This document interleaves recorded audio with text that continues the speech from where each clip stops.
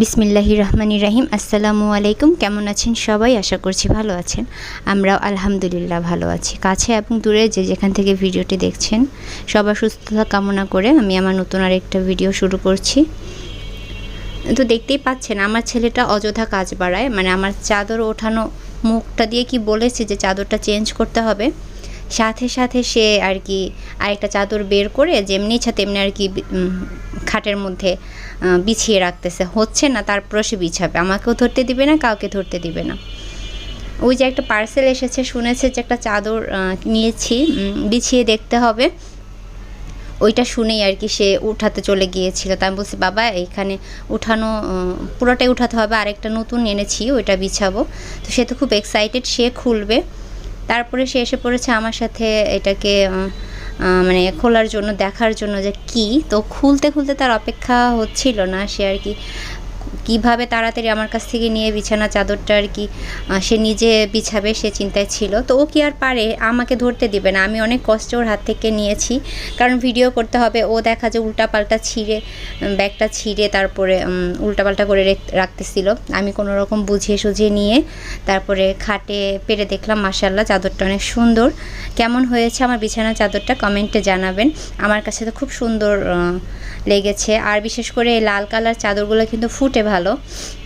আর এটা দেখেন, এটা অপোজিট পার্টটা, এটাও কিন্তু সুন্দর দেখাচ্ছে। এটা মনে হচ্ছে আরেকটা চাদর, মানে এক সাইডে একটু লাল শেড আর মাঝখানে অ্যাশ কালারের মতো।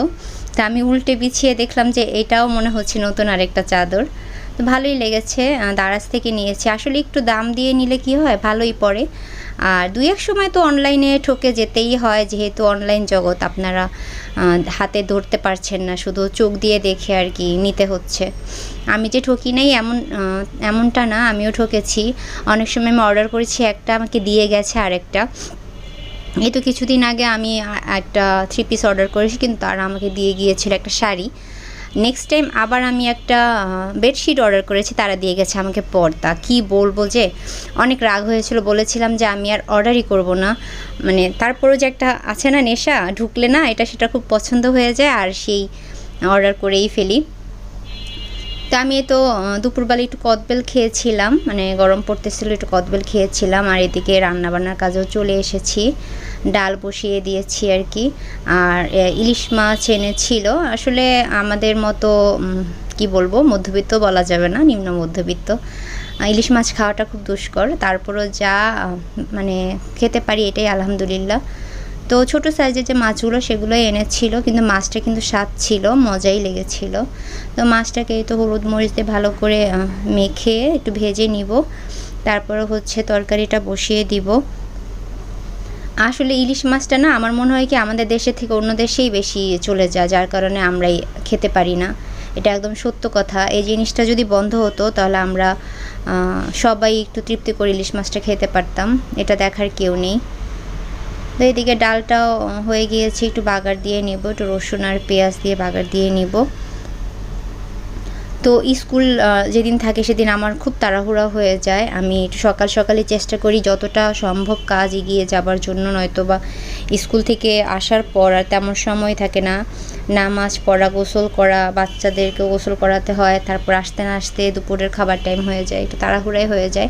বেশিরভাগ তো আমি রাত্রেবেলাই রান্না করি। অনেক সময় কি হয়, রাত্রেবেলা ধরেন প্রয়োজন নেই, কিছু আসে, তখন আর রান্না করি না। দিনের বেলায় একটু ডাল ভর্তা বা কোনো রকম খেয়ে নিই।